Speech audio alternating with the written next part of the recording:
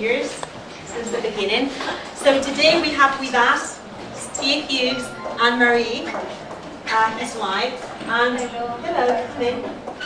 And they will tell us everything about Remembrance Day and the Puppies Day. They're from the Royal British Legion.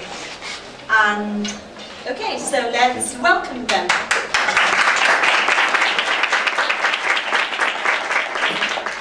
Good afternoon. As Charo said, my name is Steve here. Just a little bit about me. I spent 28 years in the Royal Air Force working in electronics and computer systems, and then when I left the military I joined the police as an IT manager for 8 years. I was lucky enough to get early retirement and I came to the sunshine. I don't normally do this, so if I keep referring to my notes, please forgive me, because if I don't, it will go very, very quiet. The Poppy. The Royal British Legion is the main organisation in the United Kingdom that uses the poppy as its emblem. There are one or two small organisations that do, but you will see the poppy increasingly as we get towards November because of Remembrance Day. You see it more and more. You'll see people out in the streets with the boxes of poppies and so the collection tin.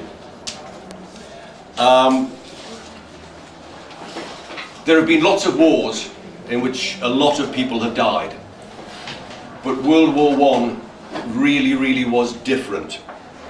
So I want to spend quite a lot of time talking about World War I, because that sets why people thought the way they did in terms of remembrance. This is a very simple view of World War I. So how did it start? The very simple answer is Archduke Ferdinand of the Austro-Hungarian Empire was assassinated by a Serbian national. So the Austro-Hungarian Empire had been fighting with Serbia for a long time, and so this was just seen as a good excuse to start. At the let's go back. At the time, in Europe, there were two main groups. There was Britain, France, and Russia.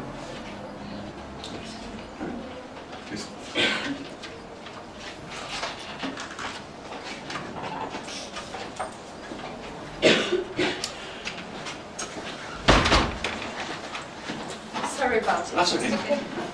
There was Britain, France, and Russia, who were in one group, and there was Germany, Italy, and the Austria-Hungary Empire in the other group. So when Archduke Ferdinand of Austria-Hungary was assassinated, then Austria-Hungary declared war on Serbia. Russia then declared support for Serbia. So Austria invaded Russia. While all this was happening, Germany declared war on France. And that seems fair. But to get to France, they went through Belgium, which was a neutral country. And so Britain decided to declare war on Germany. The First World War is often portrayed as Germany declaring war on Britain. In fact, they didn't. Britain declared war on Germany. We chose to have the fight.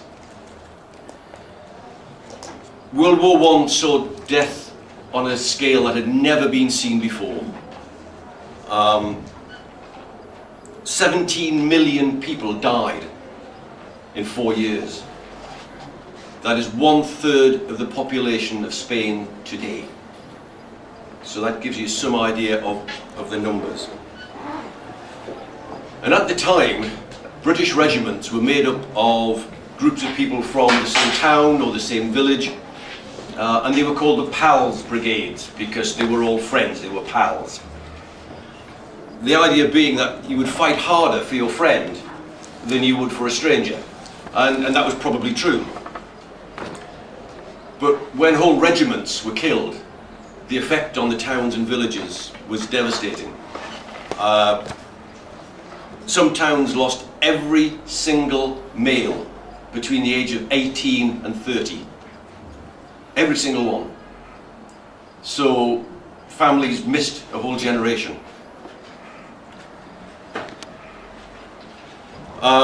After some initial battles, I don't know if you can see this very clearly. Let me go around.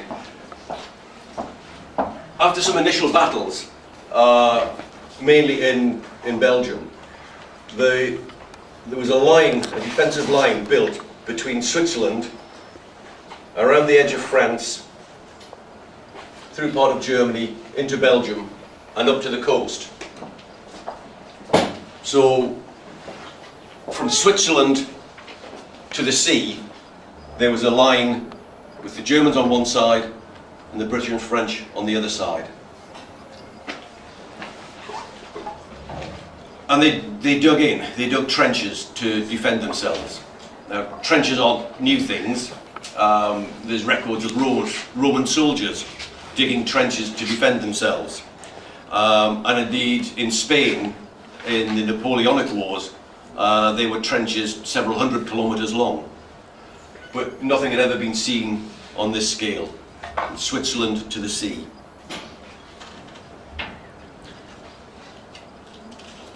But the big difference here between battles in Spain against Napoleon, then people had a rifle. To load the rifle, you got a piece of shot, or you poured your gunpowder in, and you got a big stick, and you tamp it down. You then put a piece of shot, and you tamp it down. You put some wadding on top, and you tamp it down. And then you aim and fire. An experienced soldier could fire 4 shots per minute. By the First World War, an experienced soldier could fire 30 shots a minute. And the bullet would go 3 times further and much more accurate. And then they developed machine guns, which would fire hundreds of bullets a minute. So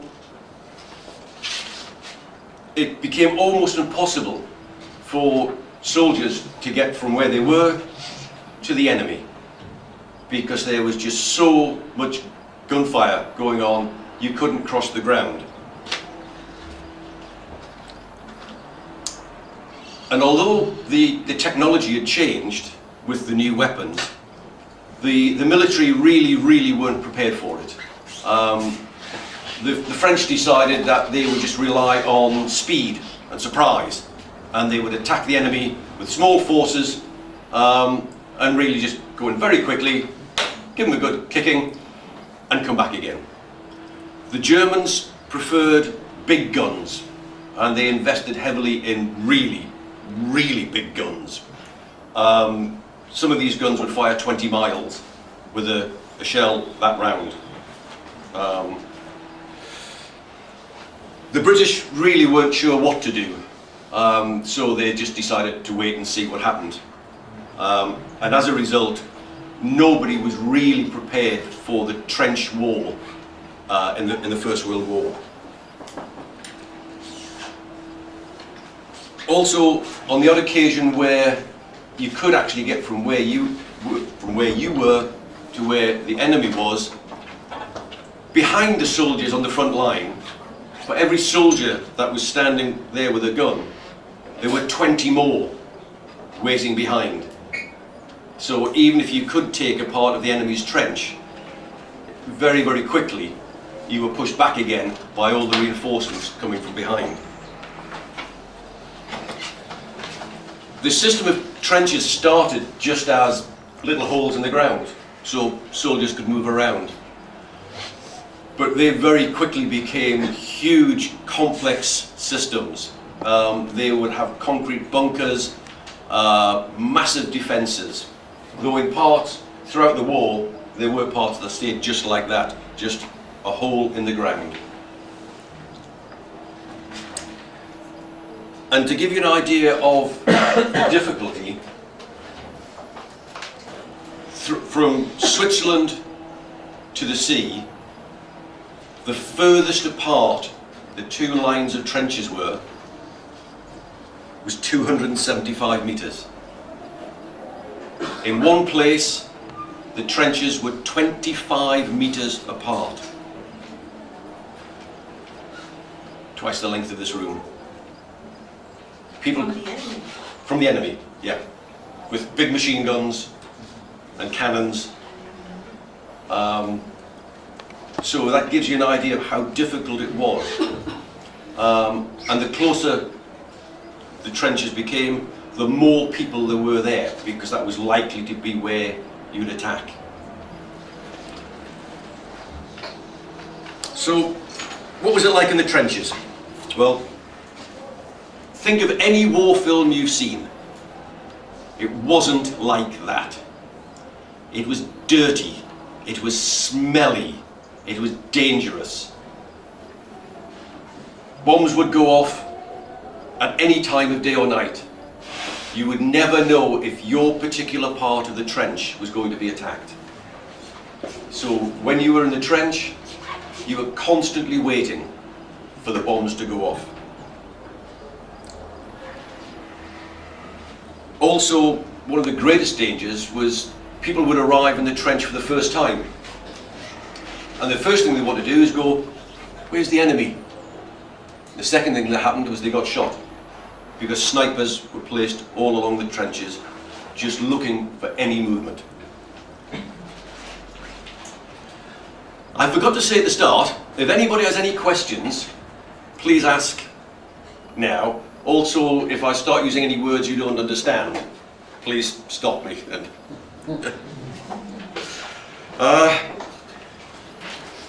Besides bombs, guns, hand grenades, the next biggest danger was disease. It's estimated that 1/3 of all the casualties that happened on the Western Front were from disease. And rats. Rats in their millions infested the place. They would try to kill the rats. They would shoot them, stab them, club them. No good. One pair of rats can have 900 baby rats in 1 year. 900. So they were millions. Black rats and brown rats. The brown rats were the worst, because if someone was killed in the battle, the rats would start eating them. They would start with the eyes, because they're soft. They would go for the stomach, for the liver. What I'm trying to tell you, it was awful. It's not like a war film. It is really a horrible place to be.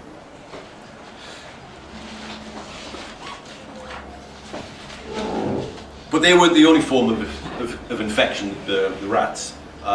Lice, which are little insects which live on the body. And people would have hundreds of these little insects crawling all over them, eating their skin. Clothing was cleaned regularly, but it made no difference, because the eggs would sit in the seams of the dirty clothes. And as soon as a soldier put them back on again, the heat of their body would hatch the eggs, and it would all start again. The lice were responsible for a disease called trench fever. And as the name says, it gave you a fever. But it took about 12 weeks away from the trenches to recover. Thousands and thousands of soldiers were affected by trench fever. But it still took 4 years before somebody worked out that the lice were doing it.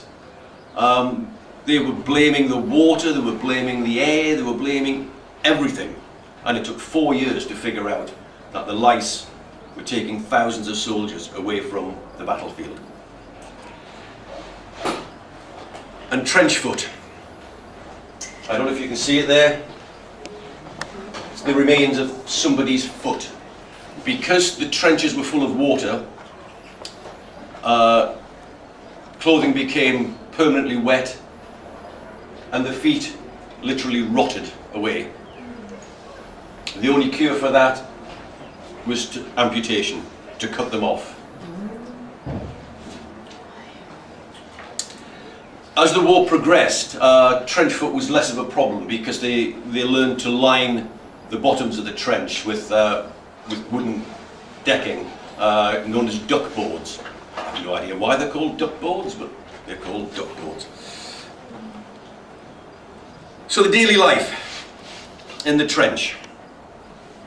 About an hour before the sun comes up, they would call stand to, and every soldier would get up and get into position, ready for an enemy attack.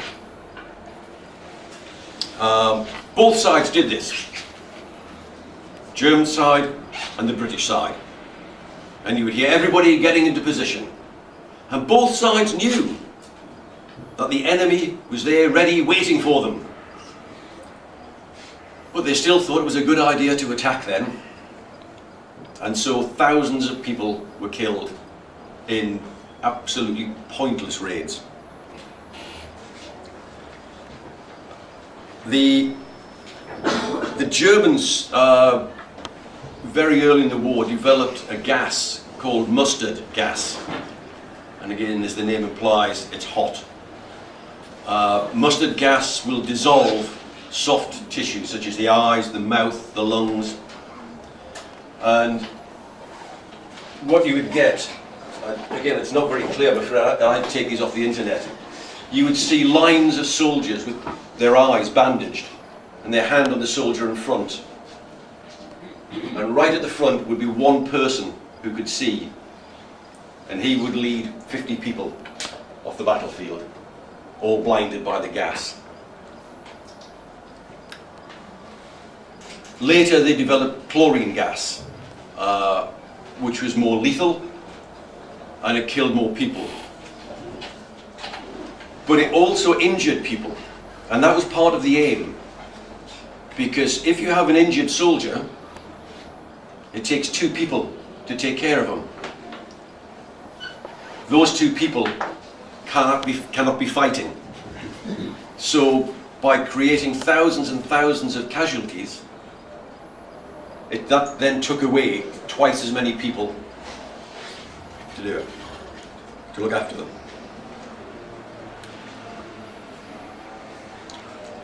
It's worth pointing out that after the war, the British generals were really given a bad time. They were completely unprepared to fight battles under what was then modern conditions. They would launch attacks on the enemy just to keep the enemy busy, was the phrase. Hundreds of people would be killed just to keep the enemy busy.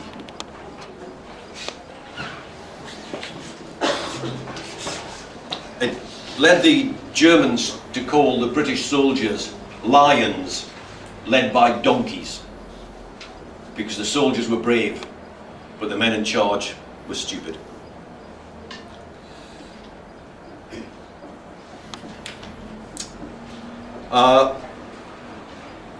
Also, you got the start of the day, 5 o'clock in the morning, you get up and you stand there and you wait for the enemy to come.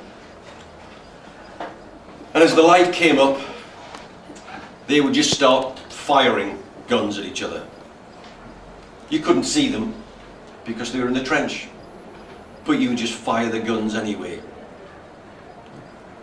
Cannon would fire, aircraft would drop bombs, and all this would go on for about an hour. And then it was breakfast time, so it stopped. Because on both sides, there was an agreement that, you have to have breakfast. So the fighting would stop, everyone would have breakfast. Supply wagons would come up to bring in the food. Nobody shot at them because you have to have breakfast. They used at the time horse and carts because the ground was so bad you couldn't put a motor vehicle through it. At that time there was no car or lorry capable of going through the mud, so they used horses. Breakfast over, and it's time for an inspection. Clean your gun, clean your uniform, have an inspection. So you've gone from guns and bullets everywhere to stand smartly to attention while somebody makes sure that you're clean. Necessary jobs were refilling the sandbags that would line the trenches. If it had been raining, they would have to pump the water out of the trench. The water would get to be knee-deep. So this is where you live, this is where you sleep, this is where you eat. And you're knee-deep in water.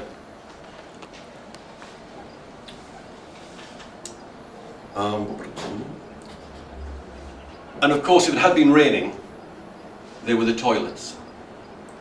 The toilets were a hole in the ground, 6 foot deep, 2 meters deep. When it rained, it all came out and went into the trench. So you can imagine the smell from thousands of people using the toilet. And then you're up to your knees in it. I'm trying to paint a picture of something really, really unpleasant. So forget any war stories. You know, if Brad Pitt is in it, it's wrong.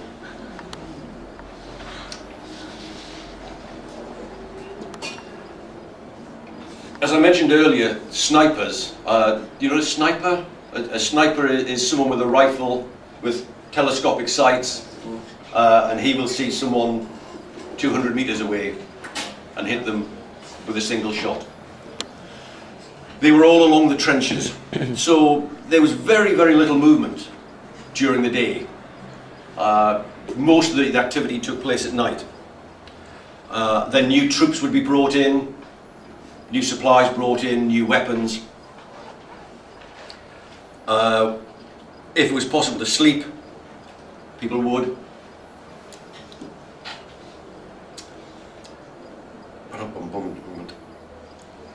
They would also have guards out on a thing called the first step. And that was as you got out of the trench, the first step that you came to climb up, there would be a guard there. Their job was supposed to be to look for the enemy coming. In reality, they were there to be shot. And when they were shot, everybody else knew the enemy was coming. So, not a great job. Normally about 2 hours at a time. Any more than 2 hours, and you might fall asleep. If you were caught asleep, it was death by firing squad. So you're just tied to the nearest tree and shot by your own side.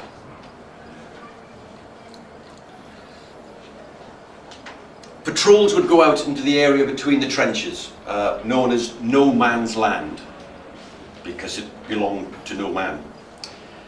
And it would happen that patrols would meet each other. A German patrol would meet a British patrol. And most of the time, they would just go, bye, and walk off. Sometimes they would fight. They could only fight with knives. If anyone fired a gun, then the machine guns on both sides would open up, and they would all be killed. So it was easier to walk away than it was to fight.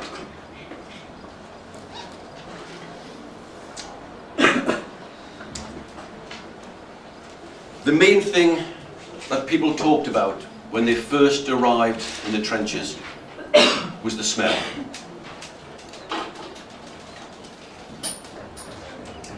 In the Battle of the Somme in France, there were 200,000 bodies lying on the ground. Some just on top of the ground, some in a grave 2 or 3 centimeters deep. And all of those bodies were rotting. The toilets, as I mentioned. People who hadn't washed in months. So it would be unbelievably smelly, and yet people got used to it. They just, it was there every day, and soon you don't notice it.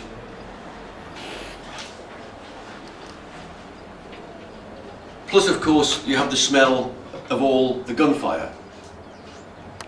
The poison gas would sit in the ground and give off a smell. So the troops were locked in their trenches facing each other, and nothing could be done. You couldn't cross 200 meters of ground. So it took a change in technology to change the situation. And the main change was the tank. It was based on a farm tractor. So they just got a big farm tractor and they wrapped a lot of steel around it. It worked. Also aircraft. Aeroplanes had been used in the war for the first 2 years of the war, but it would be one at a time. One aeroplane would go up, it would fly over the enemy trenches and take photographs. If they had bombs, they would literally drop the bomb over the side.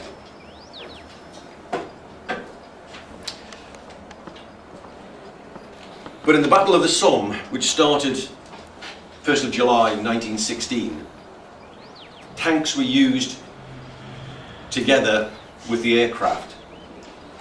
The tanks were able to withstand all the machine guns from the enemy. The aircraft were able to drop bombs onto the trenches, which meant the enemy couldn't stand up to fire.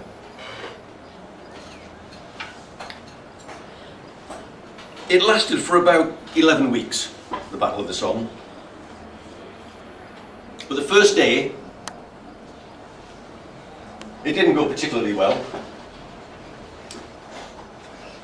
47,000 French and British troops were killed in one day.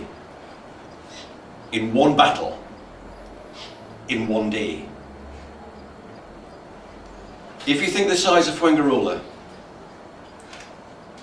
that would mean 2 out of every 3 people you see would die in one day.